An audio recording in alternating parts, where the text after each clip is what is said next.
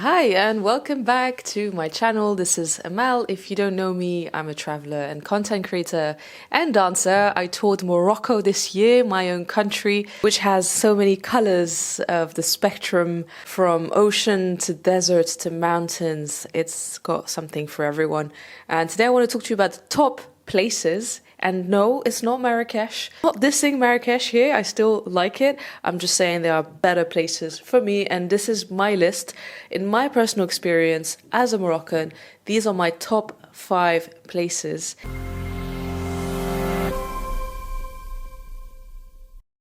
Okay, so at number 5 we have Agadir and the region of Agadir.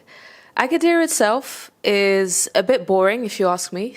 There's a lot of hotels and resorts, very nice beach like a bay where you can swim, do some jet ski, and it's got a major airport, so all the flights go to Agadir, which is great.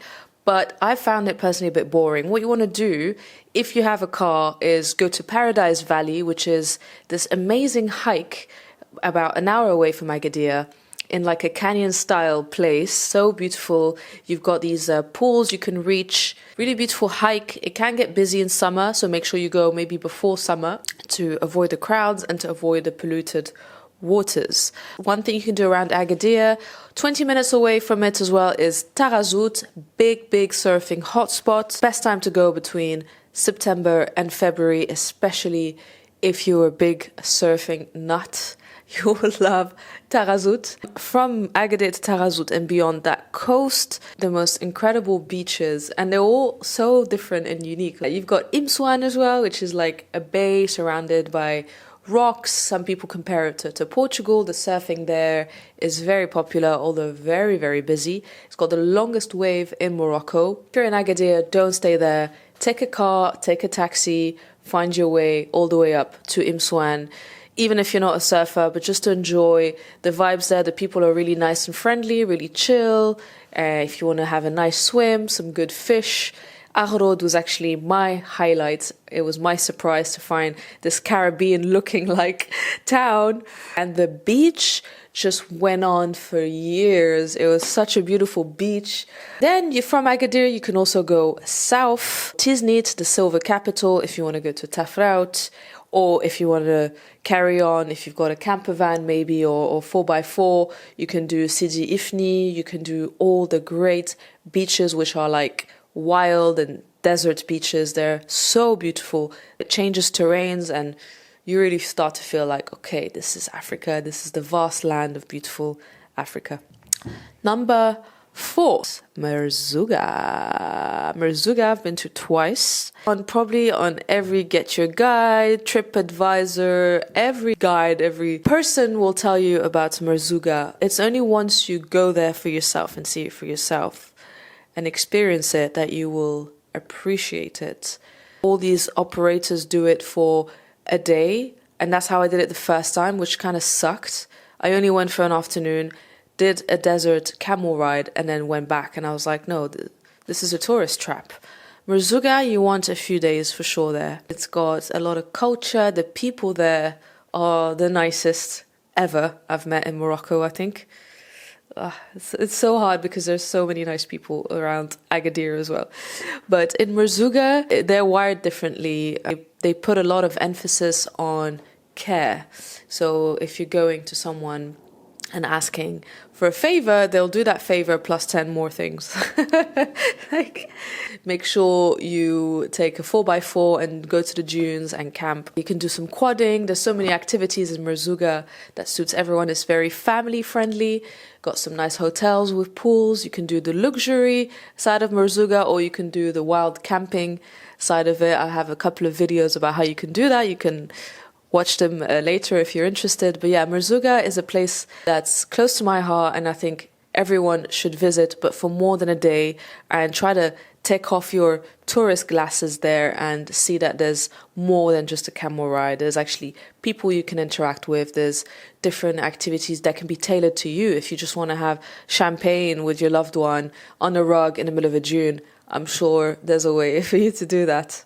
Number 3 is Essaouira. Essaouira. If Morocco had to be a poem, it would look like Essaouira, I think. Essaouira kind of sums up all of the poetic charm of Morocco. Seriously, it's a place that will inspire you, it draws you in, and it makes you never want to leave. It's also where all the hippies go because it's so comfortable. You can just paint on the street if you want, just hang by the sea, just take life at your own pace. Essaouira is really that kind of vibe. There's no rush there. It's a walkable place. I love Essaouira so much. It's like you've got the chants of the seagulls, you've got the waves, you've got the Portuguese forts, you've got the Jewish millah there, and you just feel like this place has been through so many different stories, but kept its medieval charm, kept its cool, kept its peace. It's also where my mum is from, so I have childhood memories of going there and just loving it. Although the water there is super cold, very cold if you want to swim, if you just want to surf. It's a great place as well, and it's well connected to Agadir, so to Imswan and to the rest of the places that I talked about earlier. Essaouira is also a good spot to then connect. Oh, we're getting close. Countdown finish. So number 2. Okay, so this might be quite controversial for many and very biased for me because I'm born there, but I can't do this list without Casablanca. Come on, guys, Casablanca. Just don't miss it. Everyone skips it. They go to Marrakesh. Okay, flights are cheaper to Marrakesh, fair enough. But people who are coming from very, very far away, from the USA, from the Middle East, they land in Casablanca, go see Hassan II Mosque, and then leave. I'm like, no, don't do that. Casablanca has so much for you. It's got souks, it's got the old, the modern, it's got commercial, big fat malls, it's got ocean. So even if it's got chaos in the middle of the city, I like chaos, I know I'm weird, I thrive in chaos. But even if you have this chaos, you have beach clubs, there's yoga clubs, there's really nice restaurants, cafes, the nightlife is incredible. You won't get bored in Casablanca. If you're alone, you'll meet people if you're alone. And if you're in a group of friends, the only thing with Casablanca is that not many guides exist, like how to live like a local in Casablanca. But you can watch one of my videos about my top things to do in Casablanca. It's a place of duality. You've got chaos, you've got calm, you've got modern, you've got old. Yeah, you got clean, you got dirty. It's just everything. It's bipolar, actually. It's a very bipolar city. And drum roll, please. Number 1 is Chefchaouen, the blue pearl, the blue magic, literally magic. That place. I went 3 times. And every time I went was different. And it's not a big place. It's a tiny little village nestled in the mountains. And it's so old. It's got so much history.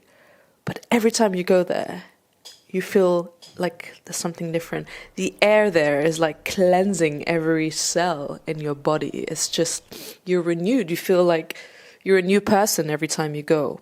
I don't know if anyone has been to Chefchaouen and has experienced this, or has maybe just gone once and felt that air, that mountain air is so crisp, enters you, and just you feel like it cleanses you, and that water that runs down from the mountains to the fountain, you can actually drink it. I swear that water is like medicine. It's like healing. There's something just so different about Chefchaouen, and it never used to be my number 1 because I'd never gone before. Essaouira was my top place to go. And now Chefchaouen has taken over, and I never thought it would because I'm an ocean girl. And Chefchaouen is just in the mountains, but this contrast of the blue with the green, it inspires me so much as an artist, as a creative. Every time I'm in Chefchaouen, I'm like an atom that's just reached a higher energetic state. You know, every guide will tell you as well to go there, but do it your way. Don't really follow anything because it's got that energy, that sort of, you know, you just can get lost in the street and that will be fine. That will be just fine. You don't need to hit every activity there. It's a very small place anyway. There's the big Casbah to see. There's a trek you can do to the Spanish mosque. What I would recommend is to go beyond the Spanish mosque and just walk and get lost in the fields there. You'll see a lot of marijuana fields. But it's just such a unique place. And you get views. You can meet people there who randomly tell you, come to my house and have breakfast. You know, that's happened to me. And come back down to Chefchaouen and just get lost in the streets. And whatever creative energy you put into Chefchaouen, I think you'll get it back like 100 times. That's that's how I feel about the place, and that's why it's so special for me, and that's why I've put it as number one.